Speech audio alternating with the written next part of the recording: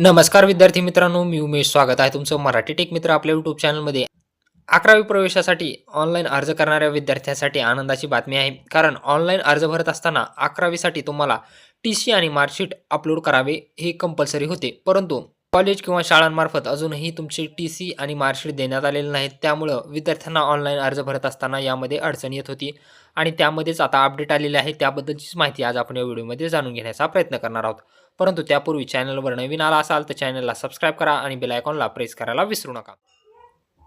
या ठिकाणी ऑफिशियल वेबसाईटवर नोटिफिकेशन देण्यात आलेलं आहे. नोटिफिकेशन काय आहे पहा. भाग 1 आणि भाग 2चे अर्ज भरताना एस-एस-सी बोर्डाची गुणपत्रिका आणि शाळा सोडल्याचा दाखला अनिवार्य नाही.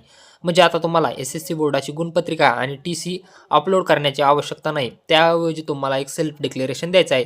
सेल्फ डिक्लेरेशन कसे भरायचे याचा व्हिडिओ तुम्हाला डिस्क्रिप्शन बॉक्समध्ये मिळून जाईल. कॅप फेरी 1 भाग 1 आणि कॅप भाग 2 आणि कोटा पर्याय अर्ज भरणे विद्यार्थी नोंदीसह 21 मे 2026 रोजी सकाळी 8 वाजल्यापासून सुरू होईल आणि 23 मे 2026 रोजी सायंकाळी 6 वाजेपर्यंत सुरू राहील. म्हणजे यामध्येही तुम्हाला 1 दिवसाची वाढ देण्यात आलेली आहे. 23 मे 2026 पर्यंत तुम्ही 6 वाजेपर्यंत हे अर्ज भरू शकता.